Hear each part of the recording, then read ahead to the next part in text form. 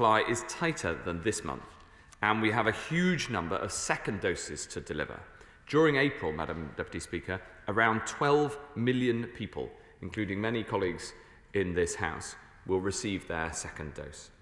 These second doses cannot be delayed, as they have to be delivered within 12 weeks of the first dose. In the last week, we've had a batch of 1.7 million doses delayed because of the need to retest its stability. Events like this are to be expected in a manufacturing endeavour of this complexity, and this shows the rigour of our safety checks. And we have a delay in a scheduled arrival from the Serum Institute of India. Now, I want to put on the record my gratitude to the Serum Institute of India for the incredible work that they're doing producing vaccine, not just for us in the UK, but for the whole world. Their technology and their capability, which has been approved by the MHRA, is remarkable. The Serum Institute of India are producing 1 billion doses of the Oxford AstraZeneca vaccine this year. It truly is a partnership that we can be proud of. I also want to put on the record my thanks to both AstraZeneca and Pfizer, who've been remarkable partners in this historic endeavour. We have committed to targets on which it is vital to say that these targets to offer the vaccine to everyone aged 50 and over by the 15th of April and to all adults by the end of July. I can confirm that we are on track to meet both of these targets. I also want to clear up some rumours that have been circulating and give people reassurance. There will be no weeks in April with no first doses. There will be no cancelled appointments as a result of supply issues. Second doses will go ahead as planned. Most importantly, the vaccine data published yesterday show the life-saving impact of this vaccine. It's not just that the vaccines are safe, it's that they make you safe. You are much safer having had one. And shortly, the MHRA will be saying more on this matter, which they, of course, keep under constant review. Madam Deputy Speaker, I know the House will also want to hear some good news from Gibraltar.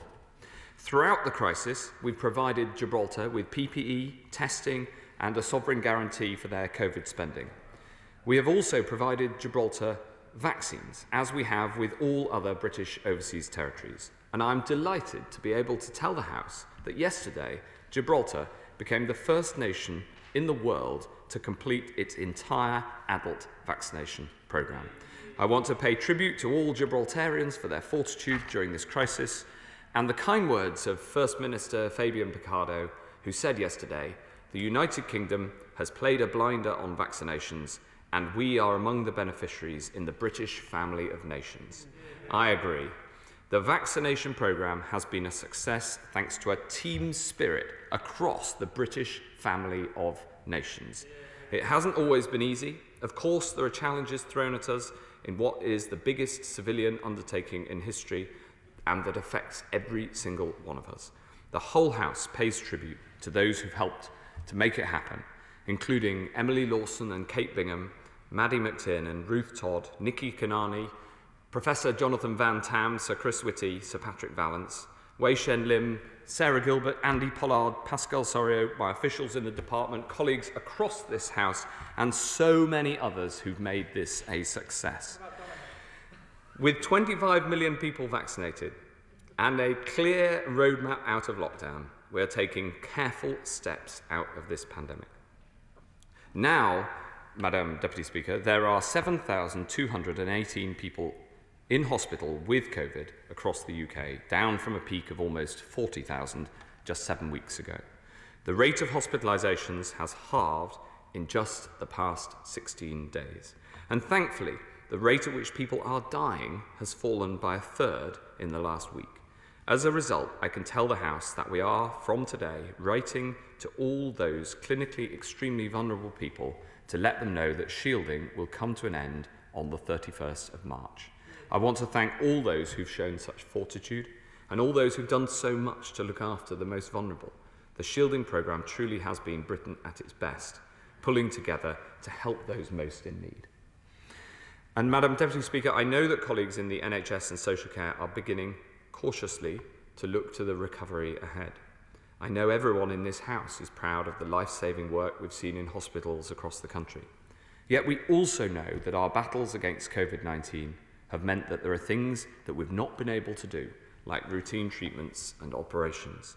And the challenges of COVID are still with us. We must continue to treat patients with the disease, bolster our vital mission of infection control, while also laying the groundwork for a recovery that gets us back to where we need to be. We've backed the NHS at every point in this pandemic so that they can treat patients, stay safe and save lives. And I'm delighted to inform the House that we're backing them again today with a further £6.6 billion of funding for the first half of this coming financial year. This money is in addition to the £3 billion committed at the spending review last November to help the NHS meet the additional costs of COVID, while critically starting the work on the elective recovery ahead. Due to the pandemic, the waiting list for elective treatment in January was almost 4.6 million, and 304,000 people are waiting more than a year for an operation or diagnostic.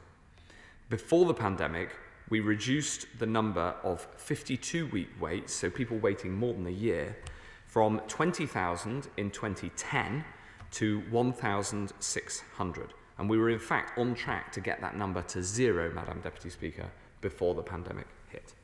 This backlog of elective work is an inevitable consequence of the pandemic, and I know how NHS colleagues are as determined as I am to put it right.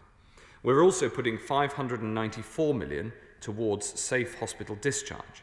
Over the last year, the NHS's existing discharge programme freed up over 6,000 beds, and with it, the valuable time of 11,000 NHS staff. We can be grateful that we're seeing so many people leave hospital and that our discharge programme has shown the way forward, ensuring people can get the very best of care outside of our hospitals, helping them off the wards and into the right settings with the right support at the right time. Our £500 million mental health recovery package will help tackle the challenges that the pandemic has wrought in access to mental health services. And I can also confirm that we'll be extending enhanced discharge arrangements for mental health patients, getting patients safely from hospital into healthy community settings, providing better care and freeing up thousands of beds. And this challenge of mental ill health is so important. We all need to keep looking out for each other and doing all we can to strengthen our mental health. Tackling mental ill health is a core objective of our NHS long-term plan, and this government is committed to seeing mental health treated on a par with physical health and deliver on the long-needed reforms that we've set out. Madam Deputy Speaker, I am equally committed to supporting the vital work of our colleagues in adult social care. Last Monday, we reopened care homes to visitors with a careful policy of a single regular visitor who will be tested and wear PPE. I know how important this is, and I know colleagues will be cheered by the stories we hear each day of more and more residents safely reunited with people that they love. It means everything to them. I can today announce a further £341 million to support adult social care with the costs of infection prevention control and testing that will make sure visits are safe for everyone. This takes the total infection control fund and testing support to more than £1.6 billion, alongside the free PPE that care homes receive. Madam Deputy Speaker, the pandemic has tested our NHS and our social care system like never before. That they have risen to meet the challenges of the past year is down to the incredible dedication and hard work of colleagues. They have our thanks. We will deliver on our commitments. We will build 40 new hospitals. We will hire 50,000 more nurses. We will vaccinate this country ahead of almost all others. We will back our NHS and social care as we build back better for everyone. And I commend this statement to the House.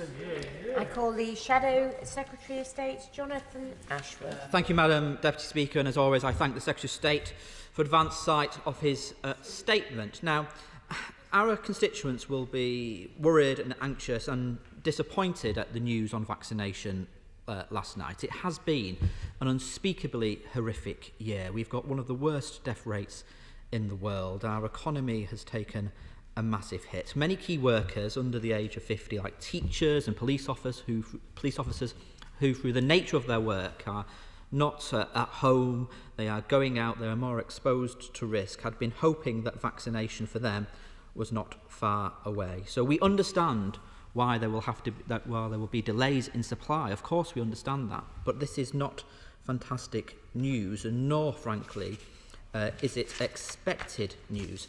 On Saturday, the government sources at least, were briefing the Daily Telegraph of a bumper boost that everyone over 40 would be offered their first vaccine by the Easter.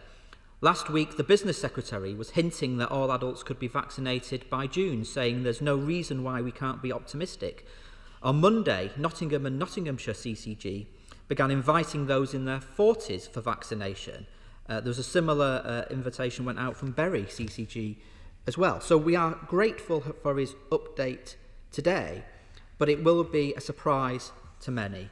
He didn't mention Moderna supplies today. I understand that supplies from Moderna will start in April. Is there any prospect that if Moderna supplies come on stream, that new appointments can be offered in light of this? Now, about 11 million people received their first dose between January and February, and I listened carefully to what he said. Can he just clarify for the House and for our constituents, is he offering them an absolute guarantee that all of those will get their second dose within the 12 weeks throughout April? Our constituents will be keen to just get that absolutely clarified. Now, the vaccination programme will need to ramp up to about 3.5 million doses a week from May to ensure that everyone under 50 is vaccinated by mid-July. Is he confident that these supply issues will be fixed by May? And is there any prospect of doing more than 3.5 million jabs a week from May? So, because, for example, we heard today from Adam Finn of the JCVI that infection rates may rise as a result of the delays. Does he anticipate that any of the stages in the roadmap easing out of lockdown, when any of those dates will be pushed back, given that we are quite rightly judging that roadmap by data, not dates? Can I also, on behalf of the official opposition, Madam Deputy Speaker, take this opportunity to support the AstraZeneca vaccine? Now, of course, where people are worried and have concerns, those worries and concerns must be addressed and not dismissed. But this is a concern at the moment. I mean, yesterday, for example, I was told that hundreds of people failed to show for appointments at the Excel Centre, and we think that is because of concerns and misinformation circulating online. And there are parts of the country where infection rates remain relatively high and vaccination rates relatively low. I see this in my own Leicester South constituency. So will he pull together a cross-party task force of community and local leaders to look at tackling these vaccine hesitancy issues? I offer again to work with him on that on a cross-party basis. Madam Deputy Speaker, children make up around 21% of the population. So that is a large segment of the population who will be lacking immunity. Obviously, research and trials are ongoing, but does he have a timeline for when he hopes to vaccinate children? Does he anticipate, for example, being able to vaccinate children this autumn, as Anthony Fauci in the US has suggested could well happen over there? Because even as vaccination rolls out, the virus continues to circulate, and new vaccine-evading variants could emerge. And we may need booster jabs in the autumn, and winter will be challenging. So driving up vaccinations across the whole of the population is so important. Now, on these budget allocations that is announced for the next 6 months, finally, I welcome extra funding, of course. Can he guarantee that the NHS will continue to get additional funding after the 6 months, if needed for COVID care? But as he references, people are waiting longer for treatment, over 300,000 people waiting over a year, risking a permanent disability or loss of livelihood, thousands waiting too long for cancer treatment, risking loss of life. But we shouldn't have to choose between cancer care and COVID care.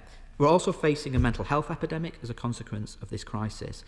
But crucially, Madam Deputy Speaker, when we entered this pandemic, because of years of underfunding, bed cuts and understaffing, we had growing waiting lists. Our INEs were in crisis. We were missing cancer targets. So can he tell us when he expects to bring down these waiting lists and meet the various cancer targets again, Madam Deputy Speaker? And finally, he didn't mention NHS pay today. He claps NHS workers, he claps nurses, but he is introducing a real terms pay cut for our NHS staff. Can he tell us whether he will implement any recommendations of the Independent Pay Review Body, and if they recommend an increase above 1%, can he assure us that the funding will be additional to what he has announced today? But in truth, Madam Deputy Speaker, if he really wants to value NHS staff, he should withdraw this pay cut now. Secretary of State. Thank you very much, Madam Deputy Speaker. Well, I welcome the right honourable gentleman's support for the vaccine rollout and the clinically led approach that we've taken in this country. And I mean that as more than simply a polite gesture.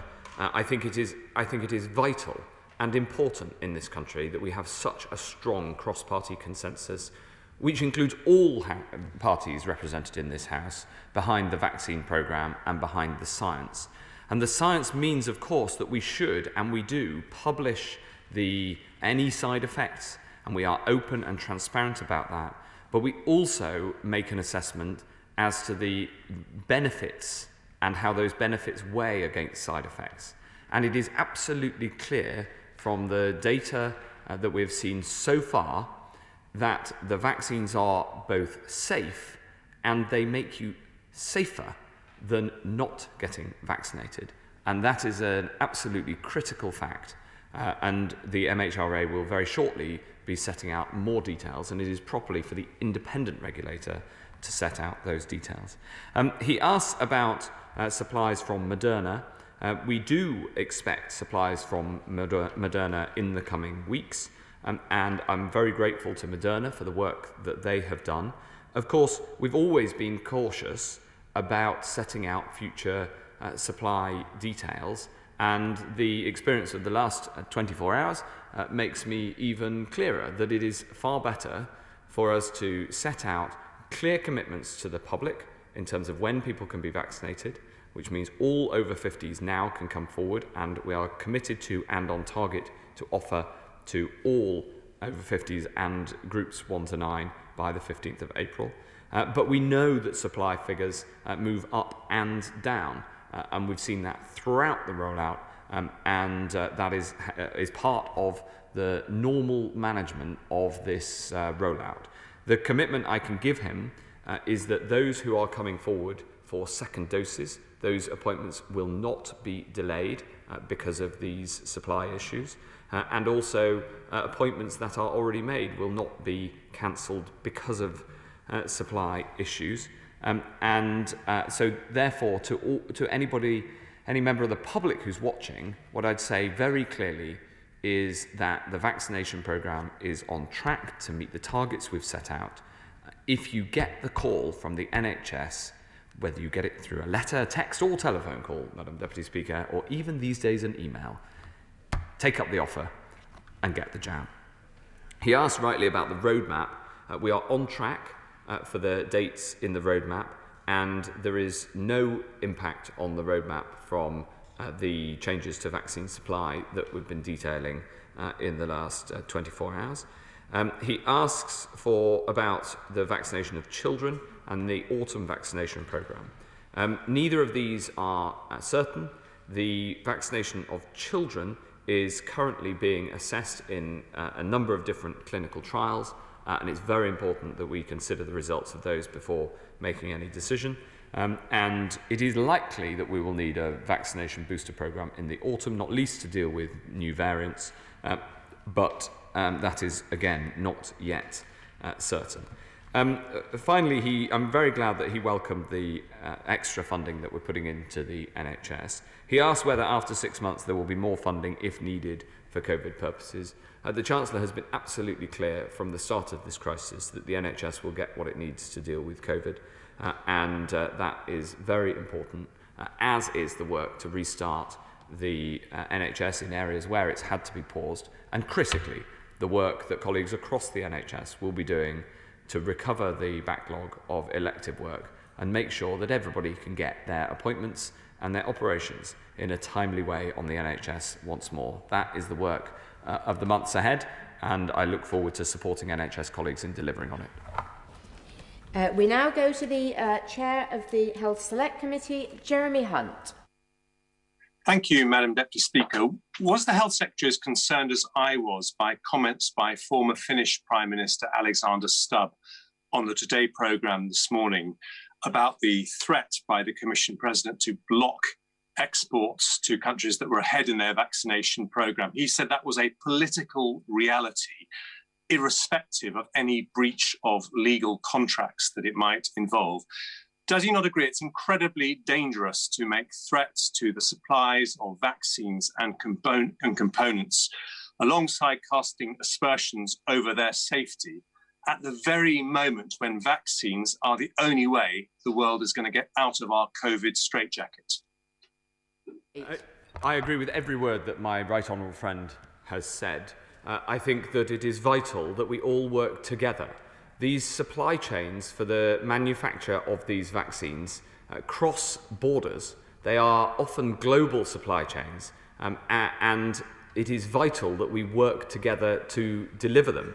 And there is a need for that cooperation, and there is, of course, a need for all countries to respect contract law. That is the basis of international trade, and I'm sure that the European Union will live up to the commitments and statements that it has made, including President van der Leyen herself, who has said that there should not be restrictions on companies when they are fulfilling contractual responsibilities. Of course there should not, and we fully expect those contracts to be delivered on, because there are very significant consequences to breaking contract law. There's one further point, Madam Deputy Speaker, which is that the Oxford-AstraZeneca vaccine was developed because of UK taxpayers putting the funding in to the science, to the development, to the clinical trials, and because of AstraZeneca, with an incredibly bold and generous decision,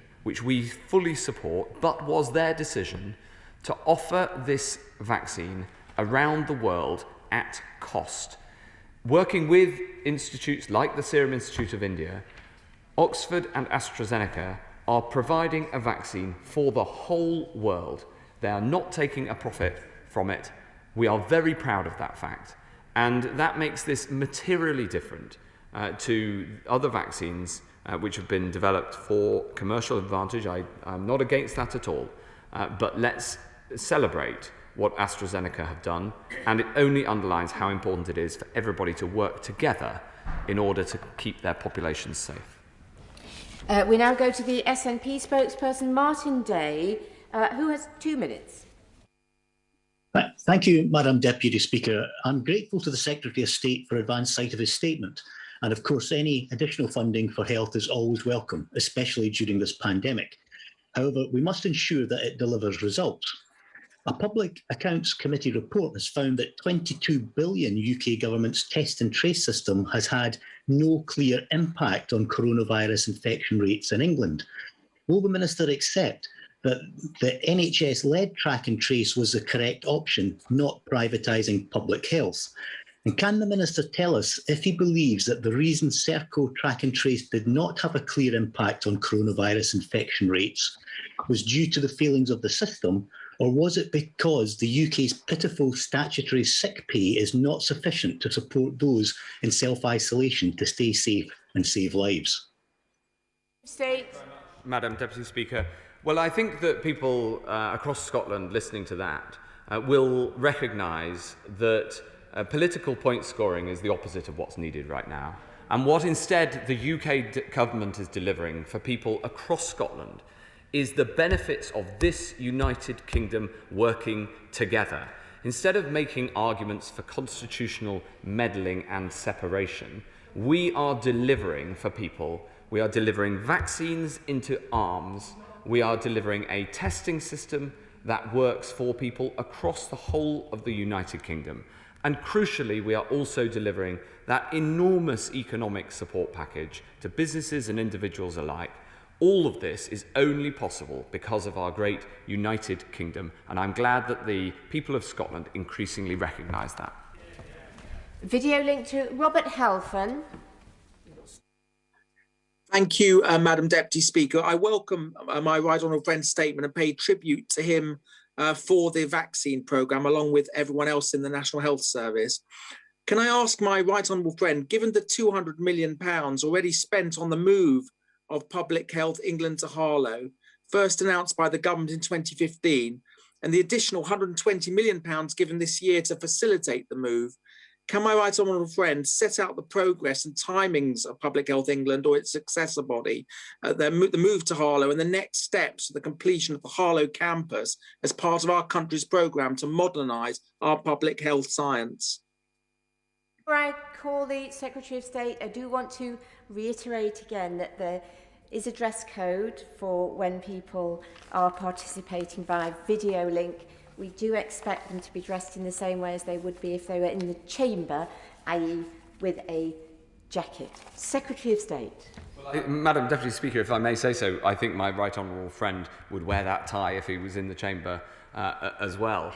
He makes a very important point about the future of investment in public health. He's a great champion for Harlow. He and I have spoken about the Harlow project many times. As he knows, we're reforming the way that we deliver public health to make sure that the delivery of health security especially against contagious diseases, gets its own special focus, as well as, of course, the vital work of health improvement to improve public health amongst non-contagious diseases like tackling obesity. And the Harlow project has been something that's been worked on for some time, and I look forward to working with him on the next steps in that programme. We now go to Munira Wilson. Thank you very much, Madam Deputy Speaker. The Secretary of State rightly paid tribute to the service and sacrifice of NHS staff over the past year. Several honourable members from his own benches joined me in speaking to nurses and RCN representatives from across South West London last week. The message to us was clear. They're traumatised and exhausted after treating thousands of severely ill COVID patients, and they are insulted by the proposed 1% pay rise. So will he follow the example of the Welsh Government and offer NHS workers a £500 tax-free bonus as well as a real terms pay increase? Well, thank you very much, Madam Deputy Speaker. As the Honourable Lady knows, we are in a difficult economic situation due to the pandemic, and around 700,000 people have lost their jobs. As a result, we've implemented a public sector pay freeze across the public sector for all but the lowest paid workers and NHS staff. As she knows, the independent pay review body is looking at this point. But I bow to no one in my admiration, like her, for the work of staff across the NHS who have worked incredibly hard and have done a huge amount in order to help people through this pandemic. And she's absolutely right that we must support them, especially in getting R&R after this latest peak, because we also have work ahead of us to make sure that we can deal with the consequences of COVID, including the backlogs that I announced the financial support to crack through today. We now go to Stephen Hammond. Thank you, Madam Deputy Speaker. And can I thank my right honourable friend for his statement. The rollout of the vaccines has been truly impressive and undoubtedly led to some heightened expectations. From experience, I recognise that the supply letter from NHS England to the system was not actually unusual. So does my right honourable friend agree that there is a possibility that an equally appropriate phrase for the current supply fluctuation might be expected level rather than constrained? And can I ask him to allay the fears of the people of Wimbledon and the UK and confirm that he expects supply levels to be in line with expectations over the next few months and that no target dates for vaccinations will be missed? I can absolutely give that assurance, and he's quite right, and he brings his experience as an incredibly impressive health minister to bear. It is absolutely standard to tell the system what our future expectations are, but they are expectations, and we're always clear that supply is lumpy. We've set out clear commitments to the public, and those commitments, which come either from myself or from the Prime Minister, are the ones that we will meet. And of course, we manage this enormous programme in order to deliver them as best we can. Jim Shannon. So can I also thank the Secretary of State for his continued updates on these issues in the Chamber. As a type 2 diabetic who lost 4 stone weight when I was diagnosed with diabetes some 13 years ago, I've come to understand the importance of a healthy weight. My specific concern for the reported vaccine supply is that the overweight who are ostensibly more vulnerable to coronavirus must have access to the vaccine. So can the Minister confirm that shipments to Northern Ireland will continue as scheduled, and further if clinical priority will continue to be given to those with a high BMI despite the alleged shortage? Thank you. Yes, people listening to the news over the last 24 hours might be surprised to hear this, but there are no changes to the prioritisation. There are no changes to planned appointments, and the people will be called forward as previously proposed in the order previously proposed, including with the addition of opening up invitations to those who are 50 and above. And the vaccines will be delivered by the NHS across the whole of the United Kingdom, including in Northern Ireland, where I work extremely closely with my counterpart. Young. Thank you, Madam Deputy Speaker. The vaccine rollout has been a tremendous success, and just 100 days after the first jab, we've vaccinated 25 million people. In front of the Science and Tech Select Committee yesterday, Dominic Cummings made reference to the vaccine rollout and criticised civil servants in the Department of Health. Could the Secretary of State outline the decision-making process that led to the vaccine task force and the most successful vaccine rollout in the world? Absolutely. You see, the thing about the vaccine rollout and the vaccine delivery and the purchase of vaccines and the scientific research into vaccines is that the whole thing has been a massive team effort. And I thank some people in my statement who have been involved. And they have worked incredibly hard together as one big team. That's the attitude that we take, and that's one of the reasons why this programme has been successful. And in particular, I want to emphasise my gratitude to officials in the Department for Health and Social Care who've worked incredibly hard and very, very effectively at making this happen. We now go to Mick Whitley, but I should just say we've got 22 people to get through and something like 26 minutes to do that. So we need to be brisk. Mick Whitley. Thank you, Madam Deputy Speaker. Care home workers have made enormous sacrifices over the last year to keep their residents safe and continue to work on the front lines of the pandemic. Can the Secretary of State inform the House what he's doing to increase uptake of the COVID vaccine in care home staff, and whether high-risk care home staff who have come forward for vaccination in April will be able to get their first dose? Thank you. Yes, absolutely. He's quite right. I totally agree with him. Anybody who works in an elderly care home should come forward now for a vaccine if they haven't had it. And we're working incredibly hard to try to make those vaccines as accessible as possible. We now get Chris Grayling. Madam Deputy Speaker, thanks to the work of the Secretary of State and his team, I represent a constituency where most over 50s have had their first jab, where there are now very few COVID patients in local hospitals, and where the rate of infections is very low and still falling. But I also represent a constituency where hospitality businesses are going bust right now because they can't hang on any longer.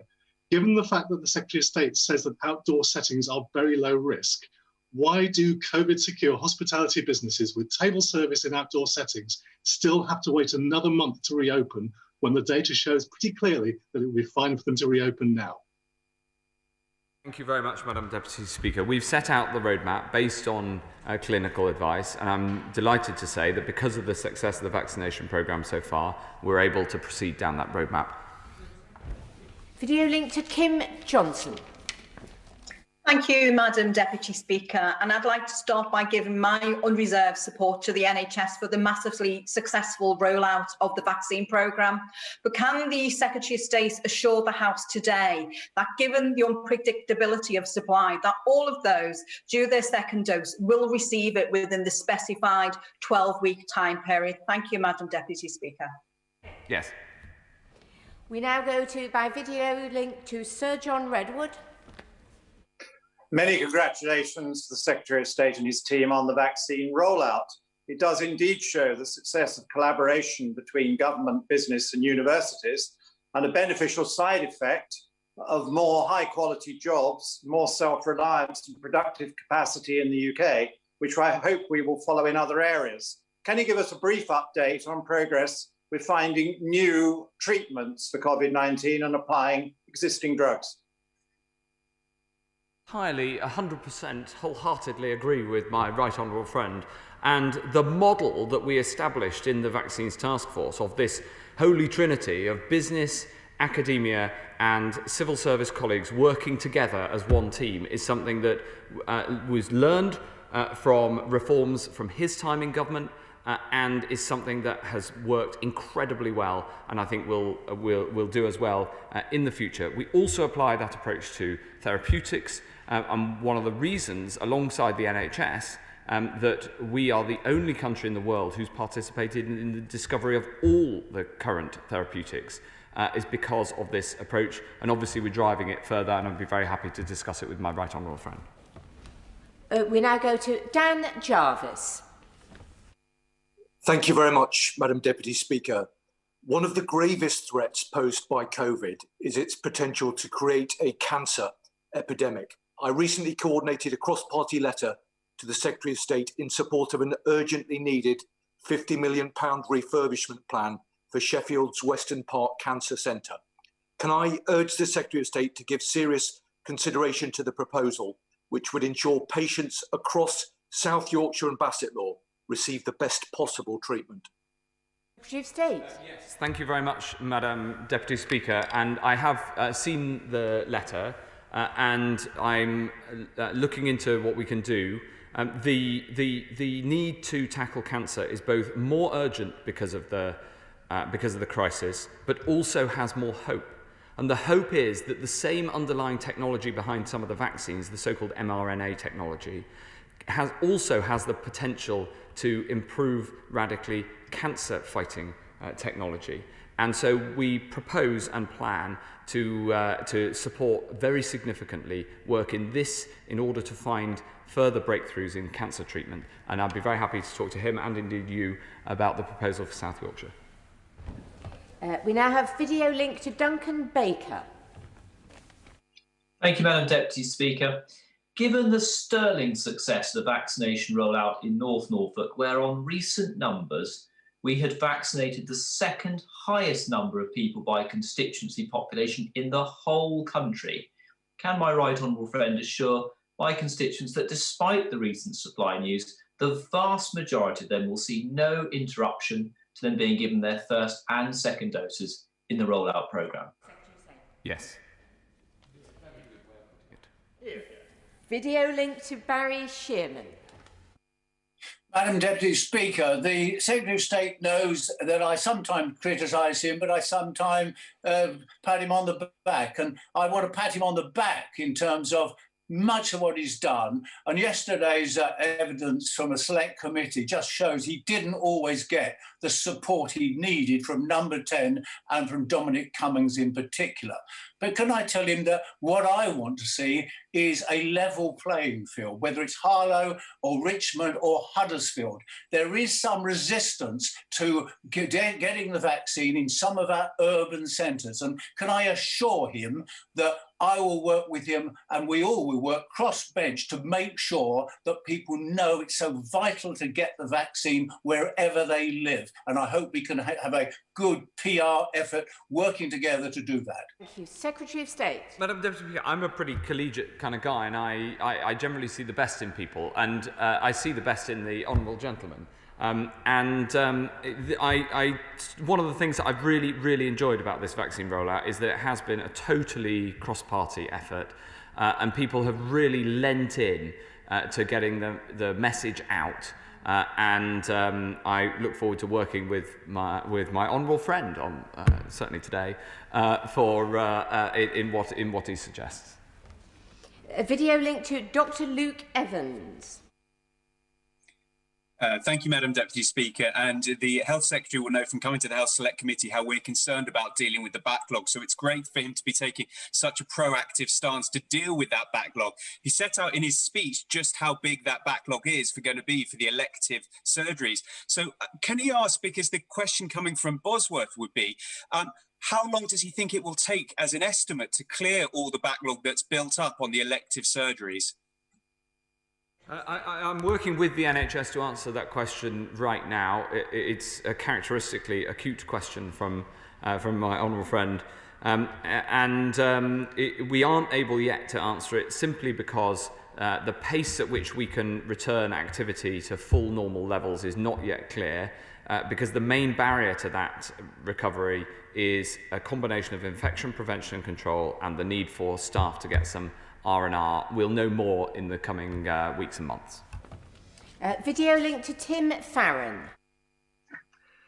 Thank you. There is not a mention in the Secretary of State's statement of cancer, nor a single penny in the budget to boost cancer services, despite Macmillan Cancer's figures that show a need to increase all cancer services by 10% for a full solid 15 months starting now to clear the cancer backlog.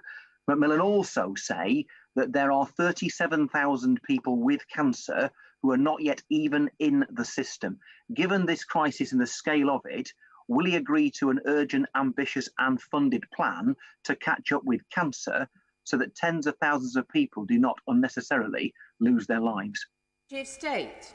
The need to catch up on the backlog is across all elective operations, and of course that includes cancer. The good news is that the NHS worked incredibly hard, especially in this second peak, to make sure that cancer services remained working and effective as much as is possible. And some cancer services, in fact, delivered more than their normal pre-pandemic levels of care. So absolutely, he's right that we've got to make sure that any backlog is reduced. That is a critical part of what I've been talking about today. Video link to Pauline Latham. Thank you, Madam Deputy Speaker. The vaccine rollout has been incredibly successful. We have just come against a bit of a hiccup now with the AstraZeneca vaccine. Now, Europe don't seem to be too keen on using this. Could we not use their vaccine? And could my right honourable friend assure me that the Pfizer vaccine will be available not just for second jabs, but for first jabs during the month of April, please? Well, my honourable friend has put her finger on a certain irony in two different positions that our European friends are taking at the same time. I think the best thing to say is that I hope that following the MHRA's statement later today and on consideration by the EMA, then we can get this vaccine going everywhere. The data are really very clear that it saves lives. That's what the European Medicines Agency themselves have said throughout the last couple of weeks, and I think it's important to follow the science in this one. Video link to Charlotte Nichols. Thank you, Madam Deputy Speaker. I'd like to thank all of those in Warrington involved in the vaccine rollout, including our NHS and community vaccine centres, GPs and primary care networks, pharmacists and volunteers. While I patiently await my own jab as a 29-year-old, I've been so heartened by the progress made so far in getting our community vaccinated. Can the Secretary of State please therefore reassure the House that if high-risk people in the top categories come forward for their first dose of the vaccine, that they won't be prevented from receiving this as a result of anticipated delays to delivery? That is absolutely our goal, and she's 29, I'm 42. The fact is that you have to vaccinate an awful lot of people of our age to save the same amount of lives as vaccinating just one octogenarian. So we're going to take this time to loop back and to find as many people in the most vulnerable cohorts as possible. That is the way to save as many lives as possible and to reduce pressure on hospitals as much as is possible. So I hope that she'll bear with in the same way I'm having to bear with until we are able then to open up vaccinations for the firstly for those in their 40s, then 30s, then finally the youngsters. Philip Hollowbone. Kettering-born Professor Sarah Gilbert of Oxford University, who's led the team that developed the Oxford AstraZeneca vaccine, attended Kettering High School for Girls, which is now Southfield School in the 1970s, and it was at that school that she first decided she wanted to work in medical research. As a heroine of the town, Sarah's name is today being added in a mayoral ceremony to Kettering's historic timeline in the marketplace, which commemorates key milestones, achievements and famous local people. Will the Secretary of State join me in congratulating Sarah on this thoroughly well-deserved accolade from her hometown, praising her outstanding work and recognising her as a role model for young people everywhere who want to enter a worthwhile career in science? Well, I'm sure that the whole House, Madam Deputy Speaker, will agree with every single word of what my honourable friend has just said. They say success has many fathers, and Kettering has discovered another extraordinary daughter in this vaccine rollout. Sarah Gilbert worked on the Ebola vaccine before this one, and has played a role in saving many, many, many thousands of lives over her career in medical research, and I have no doubt many, many, many more in the future. And we all salute her work, and we salute her attitude and her teamwork too, because that is one of the characteristics that has made it so possible to be able to deliver these vaccines so fast. Indeed. We now go to Dr. Lisa Cameron. Many thanks, Madam Deputy Speaker. As Chair of the Disability All-Party Parliamentary Group, we have been hearing absolutely heartbreaking accounts that the pandemic has had a disproportionate effect on disabled people across the United Kingdom. According to a survey conducted by the Family Fund, 93% of families said coronavirus had negatively affected disabled or seriously ill children's mental health. So what crucial steps are government taking to support the mental health and well-being of children and adults with disabilities? She's quite right to raise this, Madam Deputy Speaker. It's an incredibly important subject. Of course, those with disabilities have been recognised in where they have clinical priority for a vaccine, as have their carers, according to clinical advice. And part of the £500 million of mental health funding that I mentioned in my statement will, of course, go towards strengthening further children's mental health services, with the goal that mental and physical health are treated with parity, which, of course, they should be. Villiers. The United Kingdom's vaccination programme has been amongst the most successful in the world right from the point at which the government took the decision to fund the scientists that made it all possible. With these constraints on supply, is he still confident that we can follow our roadmap to release, which is so important to so many families and so many businesses across the country? Yes, we did fund the science from the start, and we worked collegially to make that happen. And I can confirm that there is no impact on the roadmap timetable from the news on supply, because we remain on track in terms of the targets that we've set out. Video link, Mary Kelly-Foy.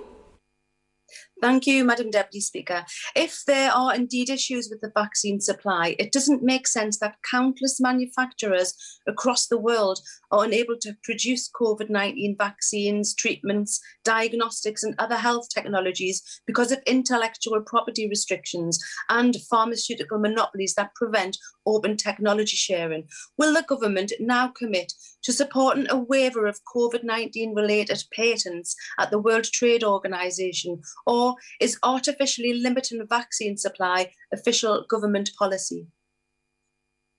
Madam Deputy Speaker, I'm very happy to provide the Honourable Lady with a briefing because she should be very, very proud of her country, because AstraZeneca are providing the Oxford vaccine free of charge, not charging for any intellectual property rights, right around the world. That isn't true, as she implies, of all of the vaccine companies, but she should be really, really proud of ours.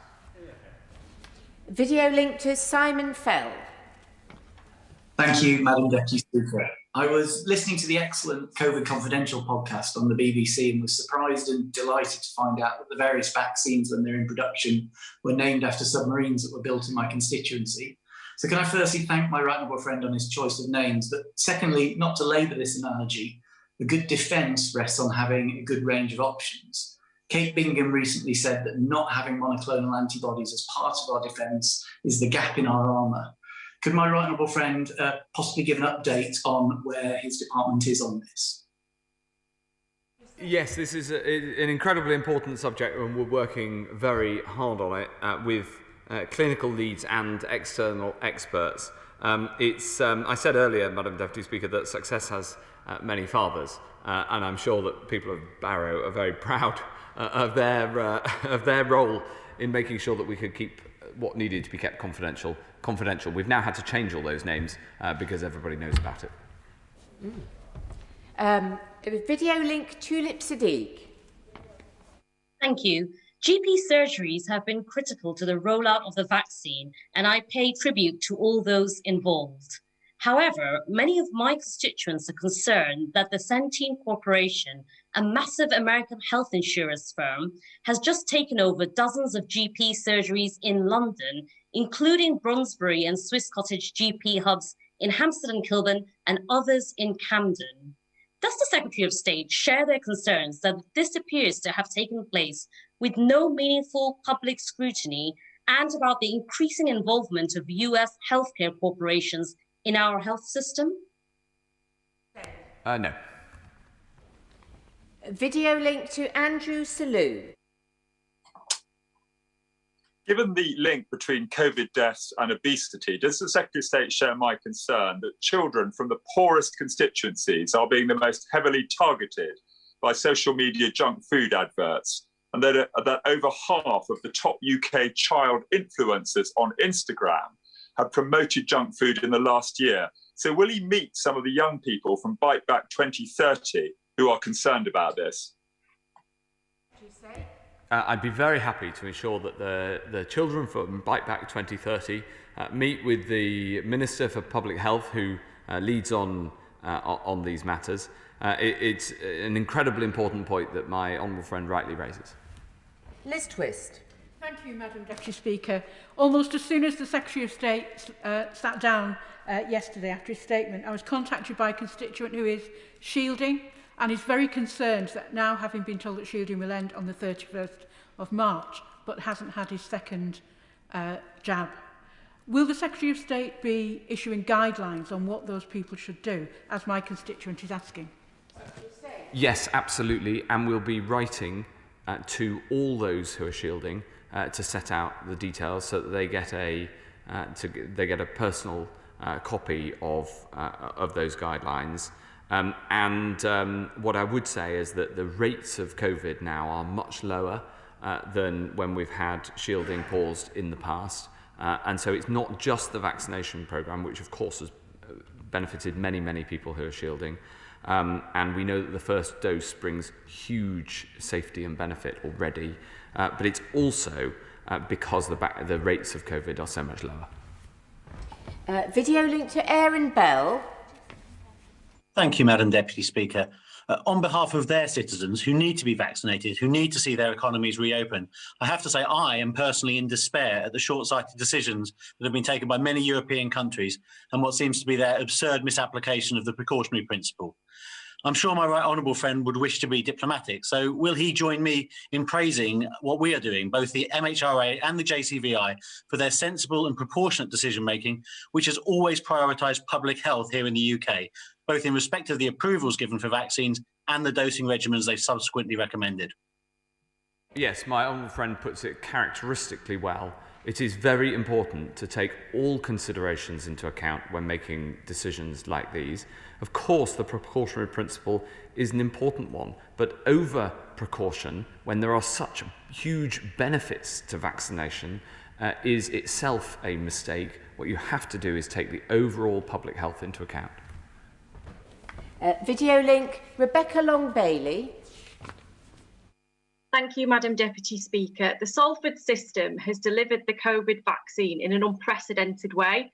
Everyone from cohorts 1 to 9 have been invited at least once, some 3 or 4 times. And I understand that even with the vaccine shortage and guaranteed second doses factored in, we will run out of people in cohorts 1 to 9 to give our current vaccine supply to. So will the Secretary authorise today that Salford may proceed to cohorts 10, 11 and 12 and begin prioritising the vulnerable members of these age groups so that we can maximise the doses we have? No. What everybody needs to do in Salford, as around the country, is make sure that every last effort is made to reach every last person in groups 1 to 9, because these are the most vulnerable. Only in exceptional circumstances should people under the age of 50 who are not in groups 1 to 9 be invited to vaccination. The message is incredibly clear. Please, the whole team, including in Salford, I'll speak to you very directly.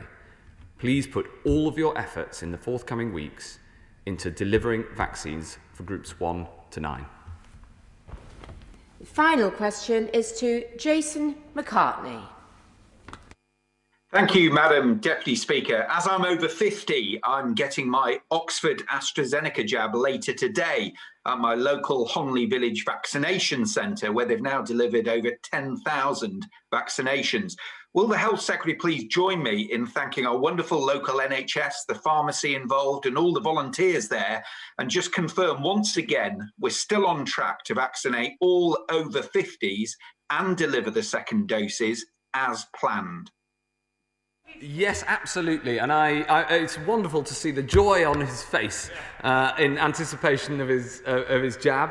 May I say, Madam Deputy Speaker, I hope that he gets the opportunity to change, maybe into a short-sleeve shirt, because we have seen some colleagues inadvertently have to undo an awful lot of buttons in order to be vaccinated. And whilst I can imagine that some of their more enthusiastic constituents may have enjoyed the sight, I think it's best if we gents wear a short-sleeve shirt so that we don't have to bare our hairy chests. I thank the Secretary of State for his statement and will suspend the House for approximately 3 minutes to make the necessary arrangements for the next business.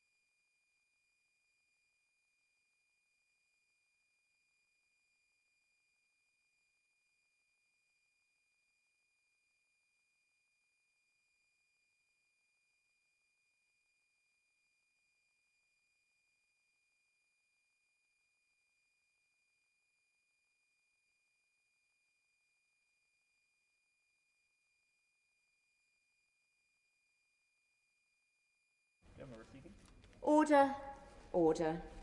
We now come to the Select Committee statement. William Ragg will speak for up to 10 minutes, during which no interventions may be made or taken. At the conclusion of his statement, I will call members to put questions on the subject of the statement and will call William Ragg to respond to these in turn. And I should say these should be brief questions so that the Chair can answer them succinctly as well. I'm sure all honourable and right honourable members will be aware that there are two very well subscribed debates to come as well. So I call the Chair of the Public Administration and Constitutional Affairs Committee, William Ragg.